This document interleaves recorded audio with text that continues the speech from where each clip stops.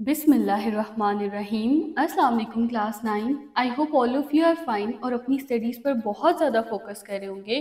तो हम अपना चैप्टर नंबर 3 डिस्कस कर रहे थे, द सेल, जिसमें स्ट्रक्चर ऑफ सेल में हम बाकी सब ऑर्गेनेलिज को डिस्कस कर चुके हैं और आज हमारी लास्ट ऑर्गेनेली है सेंट्रियोल्स। तो आज के लेक्चर में हम सेंट्रियोल्स को डिस्कस करेंगे, उसके अलावा सीलिया एंड फ्लैजिला को डिस्कस करेंगे और प्लांट और एनिमल सेल्स का ना एक छोटा सा कंपैरिजन दिया हुआ है आपकी बुक के अंदर, उस कंपैरिजन को डिस्कस करेंगे।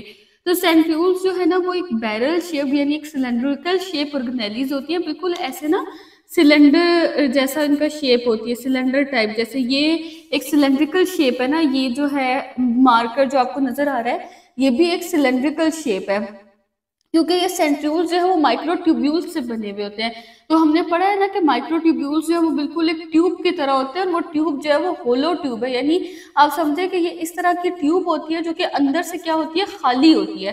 तो माइक्रोट्यूब्यूल्स जो है वो इस तरह की ट्यूब्स है जो कि अंदर से खाली है। तो सेंट्रियोल्स भी जो है वो बैरल शेप्ड है और वो माइक्रोट्यूब्यूल्स के 9 ट्रिपलेट्स से मिलकर बने होते हैं, यानी कि ट्रिपलेट्स क्या होते हैं, 3-3 का पेयर। तो इस तरह से 3-3 के 9 पेयर मिलके क्या बनाते हैं, सेंट्रियोल्स बनाते हैं। तो टोटल कितने हो गए, 9 multiply by 3 is equal to 27। ये भी हम बुक से स्टडी करेंगे तो इसको हम डिटेल से समझेंगे। उसके अलावा जो सेंट्रियोल्स होते हैं ना, ये कहाँ पे लोकेटेड होते हैं, ये आप देखिए, ये जो न्यूक्लियस का न्यूक्लियर इन्वेलप है ना, इसी के क्लोज जो है ये लोकेटेड होते हैं। यहाँ पे डायग्राम में जरा सा दूर लग रहे हैं लेकिन असल में ये न्यूक्लियर इन्वेलप के क्लोज होते हैं सेंट्रियोल्स। अच्छा, वहां पे सेंट्रोसोम क्यों लिखा हुआ है, हम तो सेंट्रियोल्स को पढ़ रहे हैं, इसलिए लिखा हुआ है क्योंकि सेंट्रियोल्स का ना पेयर प्रेजेंट होता है। जैसे कहते हैं ना, दो दो चीजों का पेयर होता है, तो सेंट्रियोल्स का भी पेयर प्रेजेंट होता है। जैसे कि ये दो बोर्ड मार्कर्स का क्या है, पेयर है।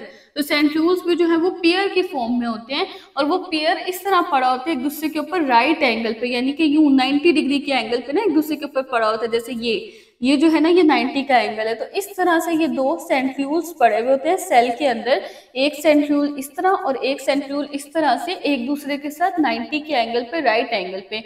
और इस पूरे पेयर को हम क्या कहते हैं, सेंट्रोसोम। एक ये भी एक सेंट्रियोल, ये भी एक सेंट्रियोल। और जब इनके पेयर की बात करेंगे पूरे दोनों के, तो उसको क्या कहते हैं, उसको कहते हैं सेंट्रोसोम। इसीलिए वहां पे जो है वो सेंट्रोसोम लिखा हुआ है, क्योंकि यहाँ पे ये पेयर बना हुआ है ना, पेयर की बात हो रही है। ये सेल डिवीजन में भी इनका फंक्शन होता है और सीलिया और फ्लैजिला की फॉर्मेशन में भी। सीलिया और फ्लैजिला क्या होते हैं, ये हेयर लाइक एक्सटेंशन होती हैं जो कि सेल को मूवमेंट में यानी कि मूव करने में हेल्प करती हैं। और उसके अलावा एक कंपैरिजन का टेबल आपकी बुक में दिया हुआ है, तो अब हम बुक से इन टॉपिक्स को रीड करते हैं और इनको बुक से समझते हैं। तो आप सब भी अपनी अपनी बुक्स ओपन कर लें। तो बच्चों, अब हम अपनी लास्ट ऑर्गेनेली स्टार्ट करते हैं। अभी तक हमने सब ऑर्गेनेलीज को डिस्कस कर लिया है सेल की, और ये लास्ट ऑर्गेनेली है, लेकिन ये ना इतनी ज़्यादा इम्पोर्टेंट नहीं है आपके एग्जाम के पॉइंट ऑफ व्यू से, ये इतनी इम्पोर्टेंट नहीं है। इसमें से लॉन्ग क्वेश्चन आने के चांसेस तो बहुत ज़्यादा कम है, और शॉर्ट फिर भी इसके स्ट्रक्चर या फंक्शन जो है वो शॉर्ट में पूछे जा सकते हैं, या फिर इसमें से कोई एक आधा एमसीक्यू आ सकता है। सेंट्रियोल्स का फंक्शन क्या होता है, इनका सेल में काम क्या होता है, ये सेल डिवीजन जब सेल डिवाइड होते हैं ना, एक सेल से आगे दो सेल्स बनाते हैं डिवाइड होके, फिर आगे ये हर सेल जो है वो डिवाइड होता है, इस तरह से करके अपने डॉटर सेल्स बनाते हैं, सेल डिवाइड होते हैं। तो उस प्रोसेस के अंदर सेंट्रियोल्स इन्वॉल्व होते हैं। कैसे होते हैं ये भी हम डिस्कस करेंगे। सीलिया एंड फ्लैजिला जो कि एक मतलब हेयर लाइक स्ट्रक्चर्स होते हैं ना इनके अंदर, प्रोकैरियोट्स के अंदर, इनको भी हम आगे डिस्कस करेंगे सीलिया एंड फ्लैजिला को।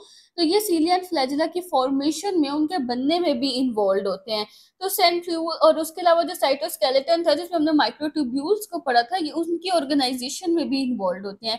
यानी सेंट्रियोल्स को ना आप ऐसे समझ लें कि ये सेल के अंदर बिल्कुल एक ट्रैफिक पुलिस की तरह काम कर रहे होते हैं। यानी ये जो माइक्रोट्यूब्यूल्स हैं उनको कंट्रोल करते हैं कि वो कहाँ जा रहे हैं, कहाँ नहीं जा रहे। सेल डिवीजन के दौरान जो है वो क्रोमोसोम्स को गाइड करते हैं कि उन्होंने किस तरह से मूव करना है, और सीलिया एंड फ्लैजिला की फॉर्मेशन को भी गाइड करते हैं। जैसे ट्रैफिक पुलिस ट्रैफिक को गाइड करती है ना, आपने इस तरफ जाना है उस तरफ जाना है, इसी तरह से सेंट्रियोल्स भी जो हैं वो माइक्रोट्यूब्यूल्स को और क्रोमोसोम्स को गाइड करते हैं। तो अब हम सेंट्रियोल्स को आगे डिस्कस करते हैं। सेंट्रियोल्स है क्या, ये किस तरह की ऑर्गेनेली है, किस शेप की ऑर्गेनेली है, बैरल शेप्ड। बैरल किसे कहते हैं, बैरल कहते हैं सिलेंड्रिकल शेप को, यानी इस तरह की ये जो शेप होती है ना, ये लंबी सी रॉड टाइप और सिलेंड्रल टाइप जो शेप होती है उसको क्या कहते हैं, बैरल शेप। तो सेंट्रियोल्स जो है ना वो छोटे छोटे से सिलेंडर्स की शेप के होते हैं और माइक्रोट्यूब्यूल से बने होते हैं। हमने माइक्रोट्यूब्यूल की भी शेप ऐसे ही पढ़ी थी ना कि ये ट्यूब थी, होलो ट्यूब थी, अंदर से खाली थी, यानी ये बिल्कुल एक ट्यूब जैसे ये आप समझ लें ये पेन है, इसके भी ये एक साइड और दूसरी साइड ये भी एक ट्यूब्यूल की शेप में है ना, इस तरह से ट्यूब्यूल की शेप में है ये पेन, लेकिन इसके अंदर तो ये इंक डली हुई है ना। माइक्रो ट्यूब्यूल्स अंदर से क्या होते हैं, खाली होता है। आप इसको इस तरह से बिल्कुल ये जिस तरह ये एक ट्यूब्यूल है ना, इसी तरह से समझ लें कि माइक्रो ट्यूब्यूल भी इसी तरह से यूं ट्यूब्यूल बने हुए लंबे लंबे से सिलेंडर टाइप शेप में है।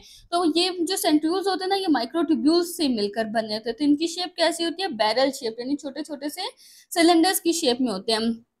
और ये ज्यादातर जो है वो एनिमल्स में पाए जाते हैं और प्रोटिस्ट में पाए जाते हैं। प्रोटिस्ट याद होगा आप लोगों को, हमने लास्ट चैप्टर में पढ़ा था कि जो थर्ड किंगडम बनाया गया था, जब टू किंगडम क्लासिफिकेशन थी जिसमें एनिमल्स और प्लांट्स थे, तो उसमें से एक कुछ ऑर्गेनिज्म ऐसे थे यूग्लिना टाइप, जो कि प्लांट्स की कैरेक्टरिस्टिक्स भी रखते थे और एनिमल्स की, तो उनके लिए एक थर्ड किंगडम बनाया था जिसको प्रोटिस्ट कहा जाता है।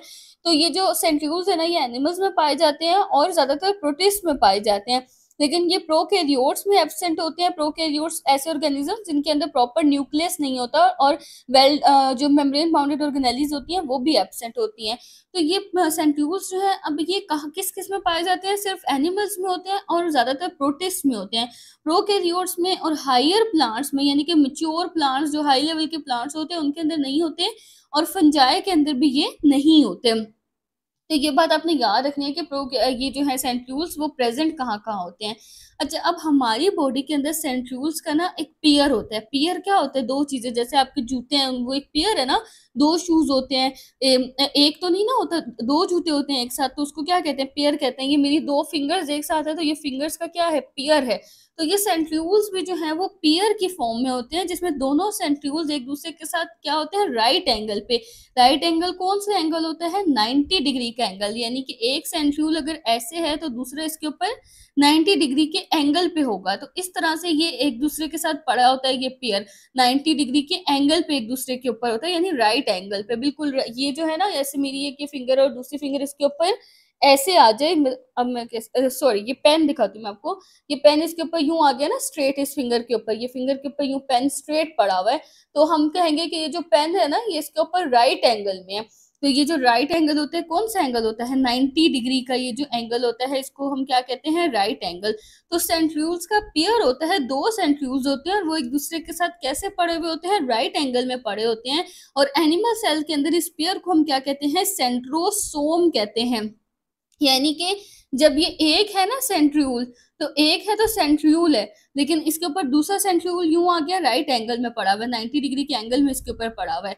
तो इन दोनों का जो पेयर है ना, उसको इकट्ठा हम क्या कहते हैं, सेंट्रोसोम कहते हैं। तो इसमें कंफ्यूज नहीं होना, एक एक को सेंट्रियोल कहते हैं और जब पेयर की बात करेंगे तो सेंट्रोसोम कहेंगे। और ये लोकेटेड कहाँ पर होता है, यानी इसकी लोकेशन कहाँ पर है, ये पड़ा हुआ कहाँ पर है, ये न्यूक्लियर इन्वेलप के पास, यानी कि जो हमारे सेल के अंदर न्यूक्लियस है ना, ये हमने अपना सेल स्टडी किया था ना कि ये सेल है और सेल के अंदर न्यूक्लियस है, न्यूक्लियस के जो मेम्ब्रेन है उसको हम क्या कहते हैं, न्यूक्लियर इन्वेलप कहते हैं।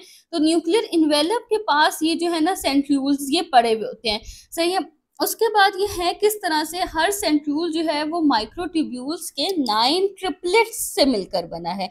इस बात पे आपने ना गौर करना है कि हर सेंट्रियोल जो है वो माइक्रोट्यूब्यूल्स के 9 ट्रिपलेट्स से मिलकर बना हुआ है।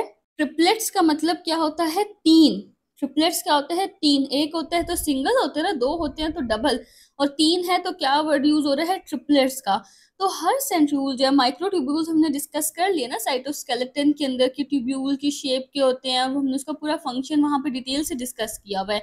अच्छा, अब ये बने किस तरह से हैं, हर सेंट्रियोल जो है वो माइक्रोट्यूब्यूल्स के 9 ट्रिपलेट्स से, यानी तीन तीन का ये जो पेयर है ना वो 9 दफा जुड़ता है।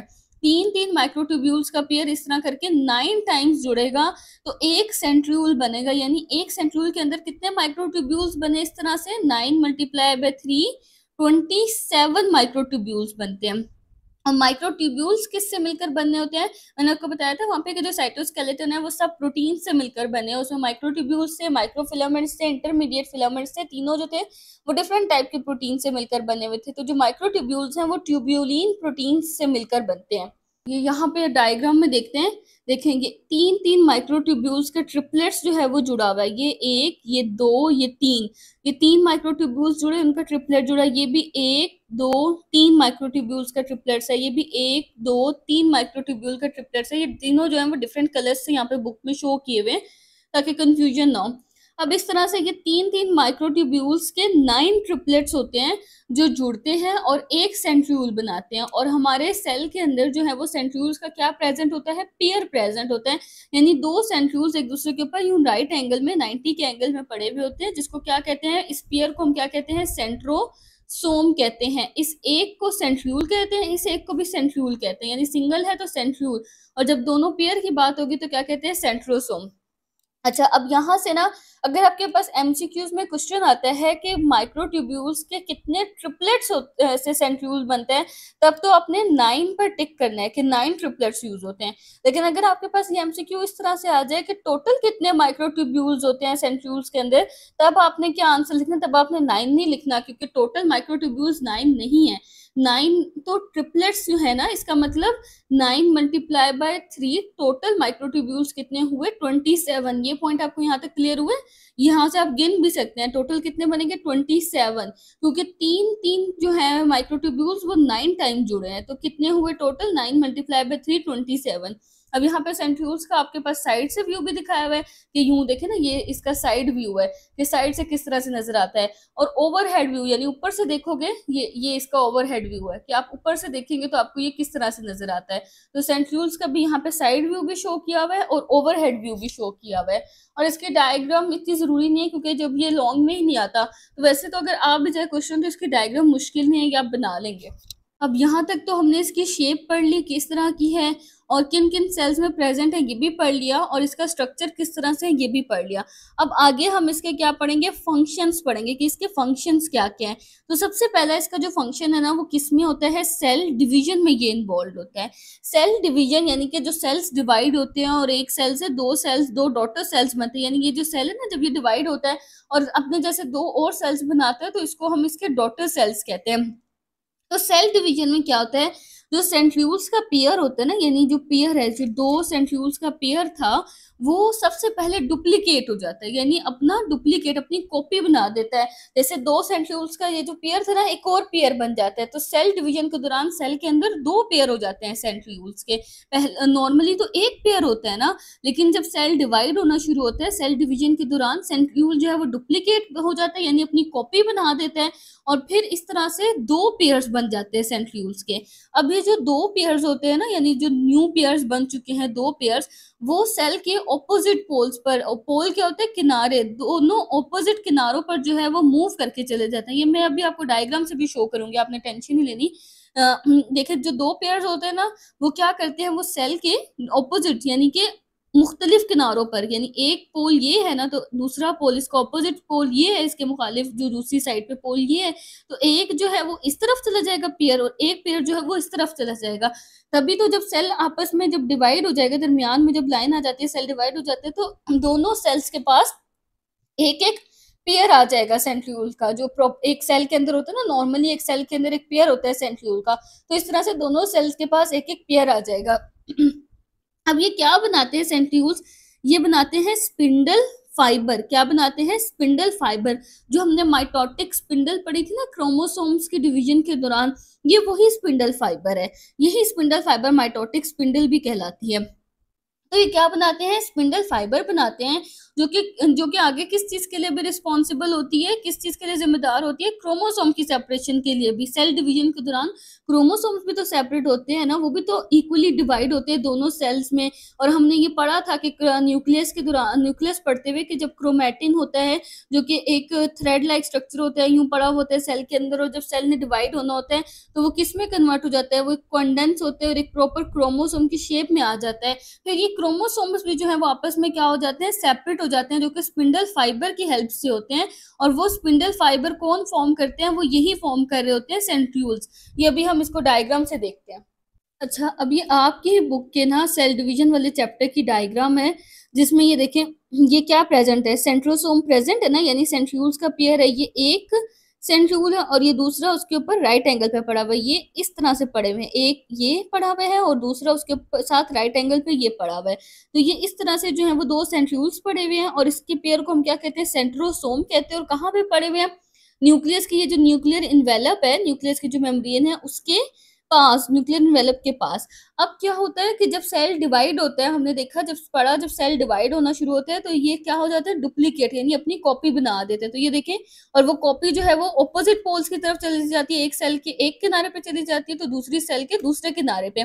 तो ये देखें, इसने कॉपी बना दी, दो बना दी, पहले एक था ना, अब इसने अपना डुप्लीकेट भी बना दिया, अपनी कॉपी बना दी। और एक जो थी वो सेल के इस किनारे पर आ गई, इस पोल पे आ गई, और एक जो थी वो सेल के इस पोल पे आ गई। और किस तरह से आ गई, स्पिंडल फाइबर, यानी धागे हैं, स्पिंडल के जैसे एक धागे से बने हुए ये, इसकी मदद से ये एक जो थी वो सेल के इस किनारे पे आ गई, और ये इस धागे की हेल्प से एक दूसरे से जुड़े हुए हैं, यानी स्पिंडल की हेल्प से।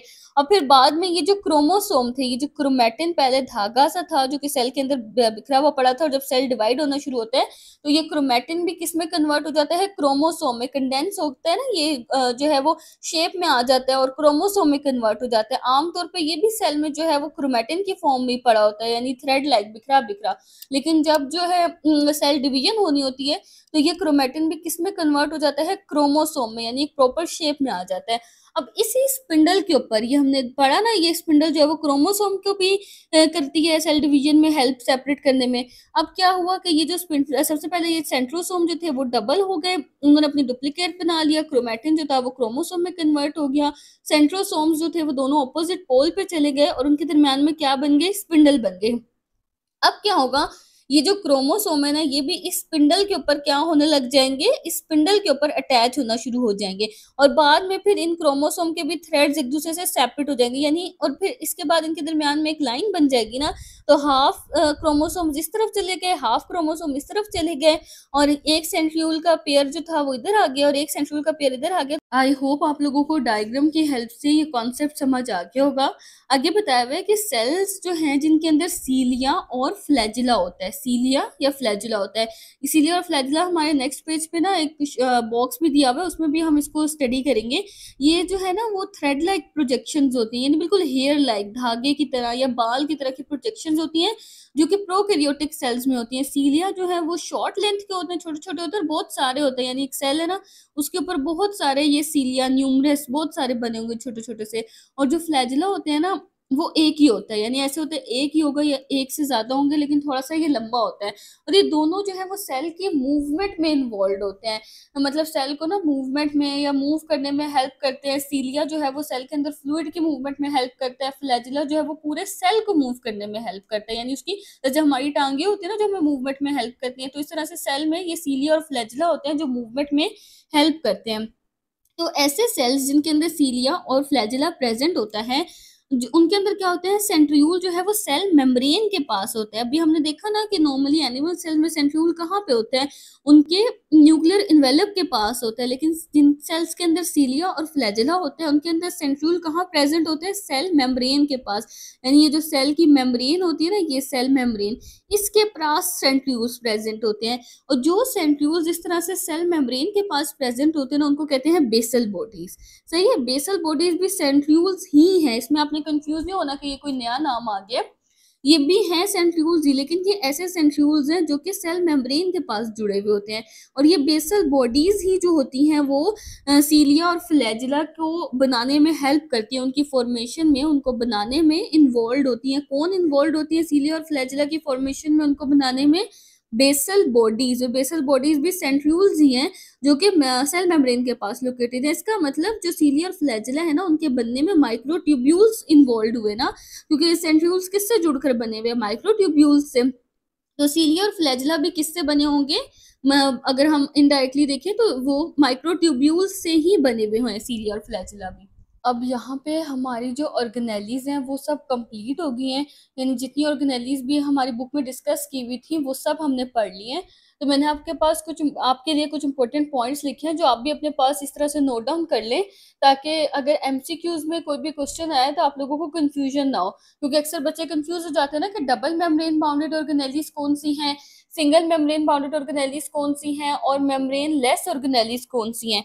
अच्छा, तो मैंने आपके लिए ना ये सबके नाम लिख दिए। डबल मेम्ब्रेन यानी जिनके इर्द गिर्द दो मेम्ब्रेन की लेयर्स हमने पढ़ी थी, वो कौन कौन सी थी? न्यूक्लियस, माइटोकॉन्ड्रिया और प्लास्टिड्स में खासतौर पे क्लोरोप्लास्ट का नाम लिया गया था कि जिसमें डबल मेम्ब्रेन है। और उसमें हमने ये भी देखा था कि जो माइटोकॉन्ड्रिया और क्लोरोप्लास्ट है, इनके पास अपना खुद का डीएनए और राइबोसोम्स भी हैं। सिंगल मेम्ब्रेन यानी जिनके इर्द गिर्द एक मेम्ब्रेन थी, वो कौन सी ऑर्गेनेलिस थी? वैक्यूल, लाइसोसोम, गोल्जी ऑपरेटस और एंडोप्लाज्मिक रेटिकुलम, जिसमें स्मूथ और रफ दोनों एंडोप्लाज्मिक रेटिकुलम आ जाते हैं। और मेम्ब्रेन लेस ऑर्गेनेलिस यानी जिनके इर्द गिर्द कोई मेम्ब्रेन नहीं थी, कोई भी मेम्ब्रेन नहीं है, वो कौन कौन सी हैं? वो राइबोसोम है, वो साइटोस्केलेटन है और वो सेंट्रियूल्स हैं, और या सेंट्रोमियर। सेंट्रियूल्स के पेयर को सेंट्रोमियर कहते हैं ना, तो सेंट्रियूल भी आ सकते हैं, कहा जा सकता है, और सेंट्रोमियर भी। और उसके अलावा जो न्यूक्लियस के अंदर न्यूक्लियोलस प्रेजेंट था ना, वो एक अलग से ऑर्गेनेली तो नहीं है, लेकिन उसके बारे में डिस्कस किया हुआ था बुक में कि वो राइबोसोम्स को बनाता है और राइबोसोम की फैक्ट्री होता है। न्यूक्लियस के अंदर न्यूक्लियोलस जो है वो प्रेजेंट होता है। तो जो न्यूक्लियोलस है वो भी एक मेम्ब्रेन लेस ऑर्गेनेली है, यानी कि उसके इर्द गिर्द भी कोई मेम्ब्रेन की लेयर नहीं है। उसके बाद अब ये वो ऑर्गेनेलीज हैं जो सिर्फ प्लांट सेल्स में होती हैं, ये वो हैं जो सिर्फ एनिमल सेल्स में है, और ये वो हैं जो दोनों में कॉमन है, यानी कि दोनों में पाई जाती हैं। ये जो है एक तो आपके एमसीक्यूज में भी काम आएगा, ये जो मैंने पॉइंट्स लिखे हैं सारे। और दूसरा, अगर आपके पास प्लांट सेल और एनिमल सेल का डिफरेंस आ जाता है तो उसमें भी ये एक बहुत इंपॉर्टेंट पॉइंट है जो आप ऐड कर सकते हैं। तो ये आप लोग भी अपने पास ना इस तरह से स्टिकी नोट पे या कहीं अपने रजिस्टर पे, रफ रजिस्टर पे या बुक पे ही, बेहतर तो यही होता है कि आप बुक पे ही कहीं पे नोट डाउन कर लें, ताकि आप जब जब पढ़ें ना तो तब तब आपके वो सब कुछ रिवाइज होता रहे, अलग से आपको कोई रजिस्टर ना ओपन करना पड़े रिवाइज करने के लिए। अच्छा, अब सिर्फ प्लांट सेल्स में कौन सी ऑर्गेनेलीज हैं? सेल वॉल, जो कि सिर्फ प्लांट सेल्स में प्रेजेंट होती है, एनिमल सेल्स में नहीं होती। एक डबल जो लेयर होती है प्लांट्स के बाहर, सेल मेम्ब्रेन के बाहर। अच्छा, प्लास्टिड्स या क्लोरोप्लास्ट जो कि फोटोसिंथेसिस के लिए जरूरी है, वो भी सिर्फ प्लांट्स में प्रेजेंट होते हैं। और लार्ज सेंट्रल वैक्यूल, यानी कि प्लांट सेल्स का वैक्यूल हमने देखा ना कि सेंटर में प्रेजेंट होते हैं और बहुत बड़ा सा होता है, जिसकी वजह से न्यूक्लियस साइड पे पुश हो जाते हैं। वो ऑर्गेनेलिस जो सिर्फ एनिमल सेल्स में, उनमें अभी जो हमने स्टडी किए सेंट्रियूल्स, वो आ जाएगी। लाइसोसोम्स, लाइसोसोम्स में लिखा होता है कि ये प्रीडोमिनेंटली एनिमल सेल्स में प्रेजेंट होती है, यानी खास तौर पे ज्यादातर एनिमल सेल्स में ही होती है, प्लांट सेल्स में बहुत कम पाई जाती है। तो ऐसा नहीं है कि प्लांट सेल्स में एब्सेंट है, लेकिन बहुत कम है, ना होने के बराबर है, इसलिए लाइसोसोम भी इसी कैटेगरी में आएगा कि सिर्फ एनिमल सेल्स में पाया जाता है। उसके अलावा जो छोटे छोटे से टेम्परेरी वैक्यूल्स होते हैं, यानी कि ऐसे वैक्यूल्स जो बनते हैं, टूट जाते हैं, टेम्परेरी होते हैं, आर्जी होते हैं और छोटे होते हैं साइज में, वो भी एनिमल सेल्स में ही पाए जाते हैं।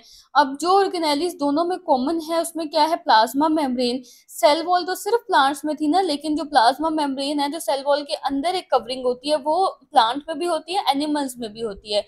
न्यूक्लियस भी दोनों में है, माइटोकॉन्ड्रिया भी दोनों में है, एंडोप्लाज्मिक रेटिकुलम भी दोनों में है, गोल्जी ऑपरेटस भी दोनों में है, राइबोसोम्स भी दोनों में है और साइटोस्केलेटन भी दोनों में है। तो यहाँ पे अब हमारी ऑर्गेनेलिस कंप्लीट हो गई हैं। तो अब हम नेक्स्ट इसके बाद टॉपिक स्टार्ट करते हैं। नेक्स्ट अब ये सीलिया एंड फ्लैजिला है, ये आपसे शॉर्ट क्वेश्चन में पूछा जा सकता है सीलिया एंड फ्लैजिला के बारे में। तो सीलिया एंड फ्लैजिला क्या चीजें हैं? ये सेल की ना सरफेस के ऊपर, ये आपको नजर आ रहा है, ये सेल है, ये पैरामीशियम का सेल है, ये यूग्लिना का सेल है, सेल की। और वैसे भी ये तो यूनिसेलुलरी ऑर्गेनिजम्स है ना, तो एक ही सेल से मिलकर ये पूरा ऑर्गेनिज्म बना होता है। तो सेल की सरफेस के ऊपर ये क्या है? ये हेयर लाइक एक्सटेंशन है, यानी बाल की तरह की एक्सटेंशन हैं। उनको क्या कहते हैं? Cilia and flagella. सीलिया जो है वो क्या होती है? वो छोटे छोटे से काफी सारे बाल, पूरे सेल की सरफेस के ऊपर बिल्कुल छोटे छोटे से बाल हैं, उसको क्या कहते हैं? सीलिया कहते हैं। लेकिन जो फ्लैजिला होती है ना, वो होती है टेल की तरह, यानी दुम की तरह होती है फ्लैजिला, और ये एक या दो होती है, यानी ये ज्यादा नहीं होती, या तो एक होगी या तो दो होगी। सीलिया जो है वो तो बहुत ज्यादा आते हैं ना, पूरे सेल की सरफेस के ऊपर होते हैं, न्यूमरस अमाउंट में होते हैं। लेकिन जो फ्लैजिलम है वो एक या दो ही होती है। अच्छा, अब कुछ सेल्स के ऊपर क्या होता है? थिन, बिल्कुल बारीक टेल लाइक प्रोजेक्शंस होती हैं, उनको क्या कहते हैं? प्रोजेक्शंस होते हैं, उभार, जो उभरी हुई चीज होती है उसको कहते हैं सीलिया और फ्लैजिला। सीलिया जो है वो बिल्कुल शॉर्ट इन लेंथ है, छोटी लेंथ में होती है, इनकी लेंथ बहुत कम होती है। और न्यूमरस इन नंबर, न्यूमरस कहते हैं काफी ज्यादा जो चीज होती है ना, उसको कहते हैं न्यूमरस, यानी ये अमाउंट में, नंबर में, तादाद में बहुत ज्यादा होते हैं। लेकिन फ्लैजिला जो है उसकी उसकी जो लेंथ है वो ज्यादा होती है, लंबा होता है सीलिया से। यहाँ से आपको डायग्राम में भी नजर आ रहा है कि सीलिया कैसे है? छोटे छोटे से, लेकिन फ्लैजिला कैसा है? बड़ा सा, बिल्कुल एक टेल की तरह है, दुम की तरह है। और फ्लैजिला जो है वो 1 या 2 होते हैं। अब जो यूकैरियोटिक सीलिया एंड फ्लैजिला है ना, यूकैरियोटिक सीलिया एंड फ्लैजिला यानी जो यूकैरियोटिक सेल्स में पाए जाते हैं, वो किस तरह के स्ट्रक्चर के होते हैं? उनके अंदर जो है ना वो 9 पेयर्स होते हैं। 9 क्या होते हैं? पेयर्स। पेयर क्या कहते हैं? 2 चीज़ों का जो एक होता है पेयर, उसको पेयर कहते हैं ना, जैसे शूज़ का पेयर होता है इस तरह से। तो जो 2 चीज़ें इकट्ठी होती है उसको कहते हैं पेयर। तो ये 9 पेयर्स से बना होता है यूकैरियोटिक सीलिया एंड फ्लैजिला। और किस चीज़ के 9 पेयर्स होते हैं? माइक्रोट्यूब्यूल्स के। और इनके सेंटर में एक सेंट्रल पेयर होता है माइक्रोट्यूब्यूल का। अब किस तरह का स्ट्रक्चर होता है वो मैं आपको बताती हूँ। जैसे एक पेयर ये हो गया, दूसरा पेयर, तीसरा, चौथा, पांचवा, छठा, सातवां, आठवां, नौवां, इस तरह से करके ये 9 पेयर्स होते हैं। तो सर्कल में होते हैं ना, ये शेप इस तरह सर्कल में नहीं बनी, वैसे ये सर्कल शेप होती है। और सेंटर में एक जो है वो कह रहे हैं ना, सेंटर में भी एक पेयर होता है, तो सेंटर में भी एक पेयर प्रेजेंट होता है। और ये इस तरह से एक दूसरे के साथ क्या हुए हुए होते हैं? कनेक्ट। ये इस तरह की शेप होती है किसकी? सीलिया एंड फ्लैजिला की, जो कि यूकैरियोटिक सेल में होता है। अब ये टोटल कितने माइक्रोट्यूब्यूल्स बने? ये 9 पेयर्स है ना, तो 9 मल्टीप्लाई बाय 2 क्या होता है? 18। और 2 अंदर भी हैं, तो 18 में 2 प्लस करें तो कितना हो गया? 20। यानी जो यूकैरियोटिक सीलिया एंड फ्लैजिला है उसके अंदर कितने माइक्रोट्यूब्यूल्स बन गए? 20। एक सेंट्रियूल में ऊपर हमने पढ़े थे कितने थे? 27 थे। और 2 सेंट्रियूल्स को मिला के कितने बनते हैं? 27 प्लस 27 54 बनते हैं। 2 सेंट्रियूल्स को मिला के, यानी एक सेंट्रोसोम के अंदर कितने माइक्रोट्यूब्यूल्स हैं? एक सेंट्रोसोम के अंदर कितने हैं? 54। और एक सेंट्रियूल के अंदर कितने थे? 27। अब जो यूकैरियोटिक सीलिया एंड फ्लैजिला है उसके अंदर कितने माइक्रोट्यूब्यूल्स हैं? 20। अच्छा, अब सीलिया एंड फ्लैजिला जो है वो किसके थ्रू कनेक्ट होते हैं? बेसल बॉडी के थ्रू। बेसल बॉडी मैंने आपको बताया था क्या होता है? यही सेंट्रियूल्स, जो वैसे तो ये न्यूक्लियर इन्वेलप के पास पड़े हुए होते हैं ना ये सेंट्रियूल्स, लेकिन अगर ये सेंट्रियूल जो है वो सेल मेम्ब्रेन के पास पड़ा हुआ हो तो उसको क्या कहते हैं? Basal body. तो ये सीलिया और फ्लैजिला जो है वो बेसल बॉडी के साथ क्या हुए हुए होते हैं? कनेक्ट, यानी कि इसी सेंट्रियूल्स के साथ ही कनेक्ट हुए हुए होते हैं, लेकिन वो सेंट्रियूल जो है वो सेल मेम्ब्रेन के पास अटैच्ड होता है। प्रोकैरियोटिक सेल्स के अंदर भी फ्लैजिला होते हैं, लेकिन वो यूकैरियोटिक सेल्स के फ्लैजिला से बिल्कुल डिफरेंट होते हैं। वो इन माइक्रोट्यूब्यूल्स के स्ट्रक्चर्स से नहीं बने होते, बल्कि वो एक प्रोटीन से बने होते हैं, और उस प्रोटीन का नाम क्या है? फ्लैजिलिन। प्रोकैरियोटिक सेल का फ्लैजिला किससे बना हुआ है? एक प्रोटीन से, जिसका नाम क्या है? फ्लैजिलिन। और यूकैरियोटिक सेल का सीलिया और फ्लैजिला कैसे बना हुआ था? 9 माइक्रोट्यूब्यूल्स के पेयर्स थे, और सेंटर में एक और पेयर था माइक्रोट्यूब्यूल्स का, तो टोटल 20 माइक्रोट्यूब्यूल्स थे। तो दोनों का स्ट्रक्चर एक दूसरे से बिल्कुल डिफरेंट है। अब ये जो सीलिया एंड फ्लैजिला है ना, इनका फंक्शंस क्या होता है? सीलिया जो है ना वो फ्लूइड को पुश करता है, सेल के जो फ्लूइड होता है ना उसको खुद से दूर पुश करता है। जैसे ह्यूमंस जो है ना, हम लोग हैं, ह्यूमंस के अंदर जो हमारा विंड पाइप होता है ना, ट्रैकिया जिसको कहते हैं, उसके अंदर जो है वो सीलिया प्रेजेंट होता है। तो वो क्या करता है? वो जर्म्स को पुश कर देते हैं, हटा देता है, यानी हमारे जो हलक है, हमारा जो गला है, थ्रोट है, उससे पुश कर देता है, और हमारा जो सांस लेने का जो रास्ता है ना, जो विंड पाइप है, वो क्लीन रहता है इसकी वजह से। और उसके अलावा ये जो पैरामीशियम है, इसके अंदर भी सीलिया प्रेजेंट होते हैं ना, तो पैरामीशियम के सीलिया क्या करते हैं? ये जो है वो इससे भी फ्लूइड को दूर दूर मूव करते जाते हैं, इसकी वजह से इसको वाटर में तैरने में हेल्प करते हैं। और जो फ्लैजिला होते हैं ना, वो एक ही लंबी सी टेल टाइप स्ट्रक्चर होता है, और ये क्या करता है? ये पूरे सेल को मूव होने में हेल्प करता है। सीलिया तो फ्लूइड को पुश करता है ना, लेकिन फ्लैजिलम जो है वो क्या करता है? ये पूरे के पूरे सेल को ही मूव करवा देता है। ये जो टेल है ना, ये वेव की तरह, यानी एक वेव की तरह मूव करती है, और इसकी मदद से पूरा सेल जो है वो क्या करता है? वो मूव करता है। तो इस तरह से जो सीलिया और फ्लैजिला है ना, दोनों इन्वॉल्व किस चीज में? दोनों का फंक्शन क्या है? मूवमेंट में ही इन्वॉल्व है दोनों। अब आगे ना ये ब्रीफ सा कंपैरिजन दिया हुआ है, एक शॉर्ट सा यानी कि कंपैरिजन दिया हुआ है किसका? प्लांट सेल्स का और एनिमल सेल्स का। आपके पास लॉन्ग क्वेश्चन में भी कंपैरिजन पूछा जा सकता है प्लांट और एनिमल सेल्स का, और शॉर्ट क्वेश्चन में भी। तो ये एक इम्पोर्टेंट आपके पास पॉइंट है, लेकिन हमने इतनी डिटेल से इन सब ऑर्गेनेलीज को पढ़ लिया है, अगर आप खुद भी इनको एक दफा रीड भी कर लेंगे ना, तब आपको इनकी समझ आ जाएगी। लेकिन फिर भी मैं आपको इनको एक्सप्लेन कर देती हूँ। यहाँ पे जो ऑर्गेनेलीज लिखी हुई है ना, ये तीनों, ये उनको एक्सप्लेन किया हुआ है जो एनिमल सेल्स में भी प्रेजेंट है और प्लांट सेल्स में भी प्रेजेंट है। तो उन ऑर्गेनेलीज के नाम लिखे हुए हैं, और आगे उनका ना शॉर्ट सा एक थोड़ा सा बताया हुआ उनके बारे में, उनकी डिस्क्रिप्शन यानी उनकी वजाहत बताई हुई है, मतलब उनका तारुफ के वो हैं क्या वो ऑर्गेनेली। पाई कहाँ जाती हैं, फाउंड कहाँ होती हैं, यानी कहाँ पे प्रेजेंट होते हैं, किस जगह पे, और उनका फंक्शन क्या है, उनका काम क्या है, ये तीनों बातें बताई हुई हैं। अच्छा, अब सबसे पहले वो ऑर्गेनेलीज हैं जो कि प्लांट और एनिमल सेल दोनों में प्रेजेंट है, तो तीन ऑर्गेनेलीज को डिस्कस किया हुआ है, cytoplasm, cell membrane, nucleus. Cytoplasm क्या है, जेली लाइक सब्सटेंस होता है, फ्लूइड होता है, और इसके अंदर क्या होती है ऑर्गेनेलीज। ये क्या होता है कि सेल की, ये जो सेल मेम्ब्रेन के अंदर ये जो पूरा एक फ्लूइड प्रेजेंट होता है जिसके अंदर सारी ऑर्गेनेलीज होती हैं, उसको क्या कहते हैं, साइटोप्लाज्म। होता कहाँ पे है, ये जो सेल की प्लाज्मा मेम्ब्रेन है या सेल मेम्ब्रेन है, सेल मेम्ब्रेन को प्लाज्मा मेम्ब्रेन भी कहा जाता है, यही दोनों सेम नाम है। कंफ्यूज नहीं होना कि हमने तो सेल मेम्ब्रेन पढ़ा था, प्लाज्मा मेम्ब्रेन कहाँ से आ गया। ये दोनों जो है वो एक ही नाम है, प्लाज्मा मेम्ब्रेन को ही सेल मेम्ब्रेन भी कहते हैं। तो ये जो इसकी प्लाज्मा मेम्ब्रेन या सेल मेम्ब्रेन है और इसके अंदर जो न्यूक्लियस है, न्यूक्लियर इन्वेलप, इनके दरमियान में ये पूरा फ्लूइड जो होता है इसको क्या कहते हैं, इसको कहते हैं साइटोप्लाज्म। क्योंकि न्यूक्लियस के अंदर तो जो फ्लूइड होता है उसको न्यूक्लियोप्लाज्म कहते हैं ना, तो इसलिए हम न्यूक्लियस को काउंट नहीं करेंगे बीच में, न्यूक्लियस के बाहर बाहर रहेंगे, यानी न्यूक्लियस के बाहर बाहर और सेल मेम्ब्रेन के अंदर अंदर ये जो पूरा जेली लाइक फ्लूइड प्रेजेंट है इसको क्या कहते हैं, साइटोप्लाज्म कहते हैं। इसका फंक्शन क्या होता है, ये सेल ऑर्गेनेलीज को ना एक साइट प्रोवाइड करता है, यानी कि एक रास्ता या एक वो प्रोवाइड करता है जहाँ पे वो रह सकती हैं, जहाँ पे वो अटैच्ड होती हैं। उसके अलावा मेटाबॉलिक रिएक्शंस की भी साइट प्रोवाइड करते हैं, यानी सेल के अंदर जितने भी मेटाबॉलिक रिएक्शंस होते हैं वो भी सब इस साइटोप्लाज्म में होते हैं। सेल मेम्ब्रेन क्या है, सेल मेम्ब्रेन जो है यानी ये जो सेल की आउटर मोस्ट लेयर होती है ना, इसको क्या कहते हैं, सेल मेम्ब्रेन कहते हैं। और ये सेल मेम्ब्रेन एनिमल सेल्स और प्लांट सेल्स दोनों के अंदर प्रेजेंट होती है, लेकिन प्लांट सेल्स के अंदर इसके बाहर एक और जो है वो मेम्ब्रेन होती है जिसको सेल वॉल कहते हैं। तो सेल मेम्ब्रेन तो लेकिन दोनों में प्रेजेंट है। ये एक पार्शली परमिएबल मेम्ब्रेन होती है। पार्शली क्या कहते हैं, हाफ को कहते हैं पार्शली, परमिएबल कहते हैं परमिशन को। यानी कि हमने अपने टॉपिक में पढ़ा था ना कि ये सिलेक्टिवली परमिएबल है, यानी ये किसी किसी को परमिशन देती है अंदर जाने की। जैसे सिक्योरिटी गार्ड होते हैं जो किसी गेट पे खड़ा होता है तो वो हर किसी को अंदर नहीं जाने देता, वो किसी किसी को परमिशन देते हैं अंदर जाने की, और बाकी जो है उनको रोक लेते हैं बाहर ही। तो सेल मेम्ब्रेन का भी यही काम है कि पार्शली परमिएबल है, ये हर किसी को परमिशन नहीं देती, और ये बाउंड्री बनाती है, किसके इर्द गिर्द होती है ये बाउंड्री, साइटोप्लाज्म के इर्द गिर्द ये बाउंड्री होती है। कहाँ होती है, साइटोप्लाज्म के इर्द गिर्द, ये हमने देख लिया। इसका काम क्या है, इसका फंक्शन क्या है कि ये सेल के कंटेंट को, यानी सेल के अंदर जितना भी मटेरियल प्रेजेंट है, जितनी भी ऑर्गेनेलिज प्रेजेंट है, उनको प्रिवेंट करती है, उनकी हिफाजत करती है, और फिर ये चीज भी कंट्रोल करती है कि सेल के अंदर कौन से सब्सटेंसेस जो है वो एंटर होंगे और कौन से सब्सटेंसेस जो है वो सेल से बाहर जाएंगे। यानी एंट्री को भी देखते हैं, बिल्कुल एक सिक्योरिटी गार्ड, एक चौकीदार की तरह काम करती है। यानी ये भी देखती है कि सेल के अंदर क्या आ रहा है, और ये भी देखती है कि सेल से बाहर क्या चीजें जा रही हैं।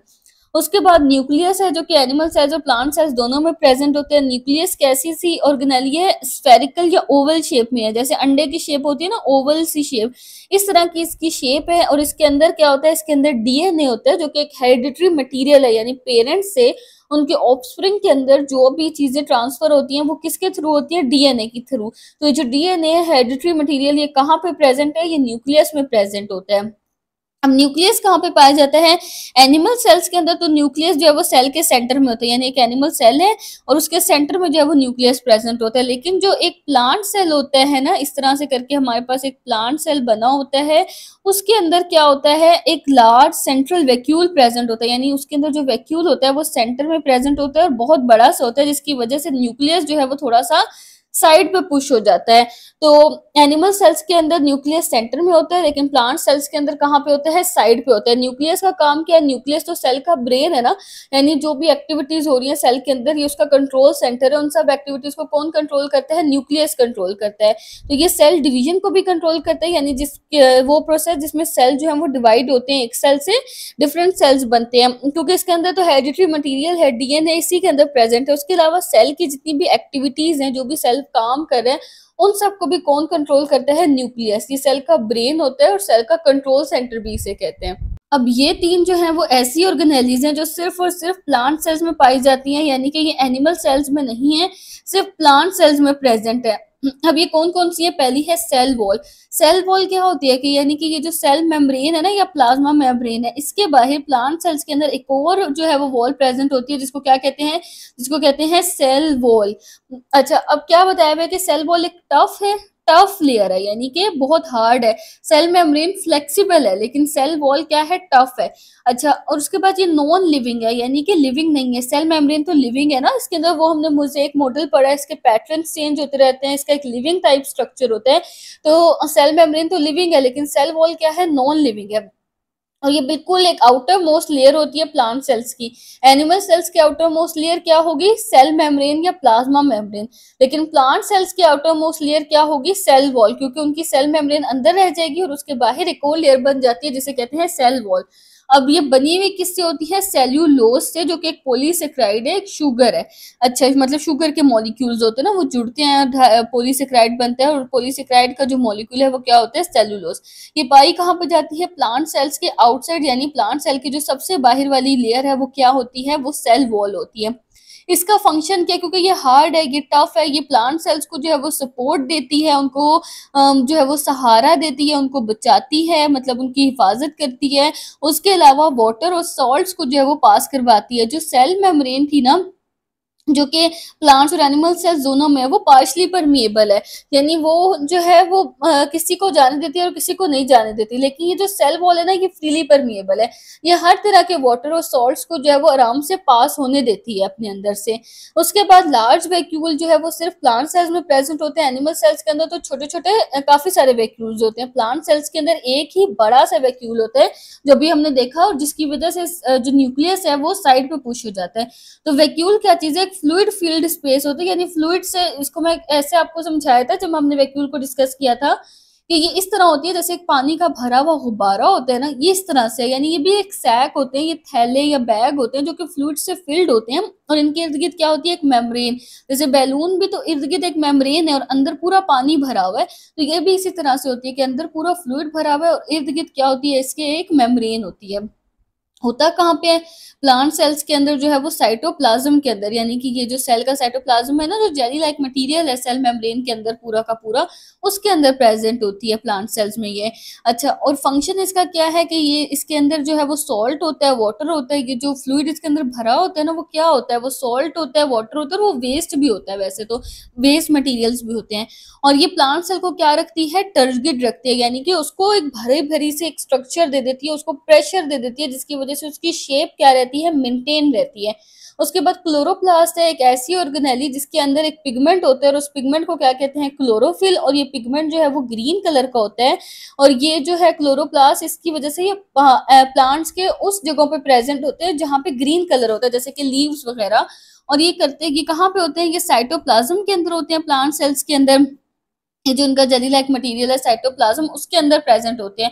इनका फंक्शन क्या होता है कि लाइट एनर्जी को ट्रैप करते हैं। ये जो क्लोरोफिल होते हैं ना क्लोरोप्लास्ट के अंदर, ये जो पिगमेंट है, ये लाइट एनर्जी को ट्रैप करता है, उसको पकड़ लेते हैं, उसको कैप्चर कर लेते हैं, और क्या करता है, फोटोसिंथेसिस, यानी कि फूड प्रोड्यूस करता है। जो ग्लूकोज बनती है, फूड बनता है, जो प्लांट्स के अपने खुद के लिए भी फूड होते हैं, और हम लोग भी प्लांट से फूड लेते हैं। तो वो किस तरह से बनता है, फोटो सिंथेसिस के प्रोसेस से। और वो करता कौन है, जो क्लोरोप्लास्ट के अंदर ग्रीन पिगमेंट प्रेजेंट है ना, क्लोरोफिल, वो करता है फोटोसिंथेसिस। तो ये था हमारा आज का लेक्चर। आई होप आप लोगों को क्लियर हो गया होगा। लेकिन अगर कोई भी कॉन्सेप्ट कहीं से भी समझ नहीं आया तो आप मुझसे कमेंट सेक्शन में पूछ सकते हैं। और अगर लेक्चर अच्छा लगा हो तो चैनल को लाइक करें, सब्सक्राइब करें, ताकि आगे आने वाली सारी लेक्चर्स की अपडेट्स आपको मिलती रहें साथ साथ।